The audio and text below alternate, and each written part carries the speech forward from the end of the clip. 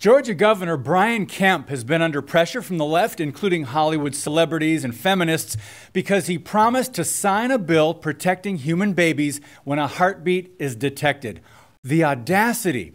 Then there's Virginia governor and supporter of infanticide, Ralph Northam, who recently signed a law that would make animal cruelty a felony, just months after legalizing abortion on demand up through the birth process.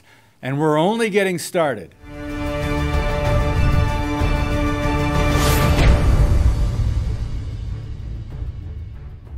So let me get this straight. Killing babies is acceptable, but harming animals is illegal.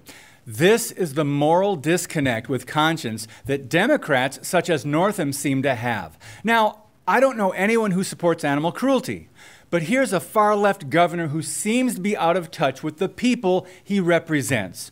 For example, more than 7,000 people descended on the Virginia state capitol April 3rd and marched for life to stop pro-abortion extremism.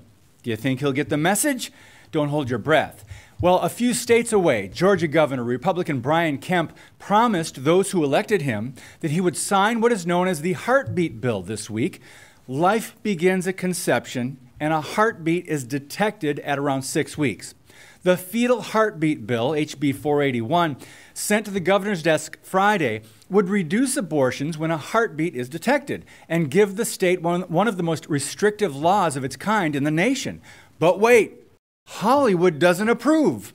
Struggling actress Alyssa Milano is leading the pack of liberal celebs using their influence to create outrage over the Georgia bill. Milano admitted that she doesn't even live in the state, but she delivered a protest letter to the governor's office and pointed a finger at a state representative saying, "These are the men that are voting on what goes on inside my uterus," end quote. The list of activists includes Alec Baldwin, Sarah Silverman, Sean Penn, Mia Farrow, and Ben Stiller. Kemp responded by saying he's not going to govern based on what Hollywood thinks about him. Kudos.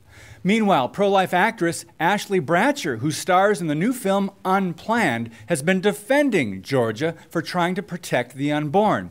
By the way, the movie is doing exceptionally well, despite lack of support from the liberal media, of course. Go see Unplanned. She said, quote, "I'm incredibly proud of my home state for taking a stand in the fight for life amidst backlash and dubious threats," end quote. Now, the God of Hollywood is obviously not the one true God. Abortion is a moral issue, not just a political one, and every church should be vocal about defending life. Ashley Bratcher asked why Milano, a women's rights activist, refuses also to speak up for the rights of the unborn woman or girl in the womb. The extremes to which liberals are willing to stoop shouldn't surprise us any longer. Last month's viral video, by the way, asking the question, should a Christian support the Democrat Party, really hit a nerve, and rightly so.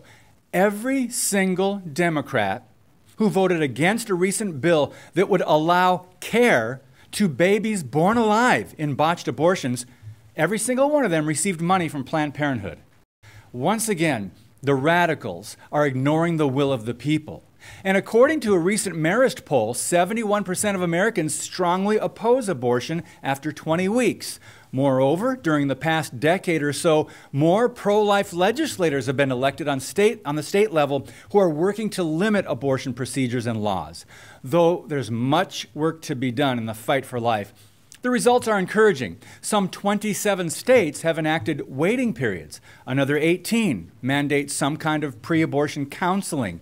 More than 40 states have laws limiting how far along in the pregnancy an abortion can be performed, and nearly 300 such measures have been passed since 2009.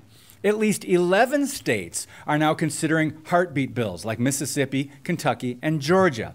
Just last week, a federal appeals court handed pro-life groups a major victory, upholding a Kentucky law that requires abortion doctors to let women hear the unborn baby's heartbeat and see images of the baby on an ultrasound. Now, studies have shown a majority of young women then change their minds and keep their babies.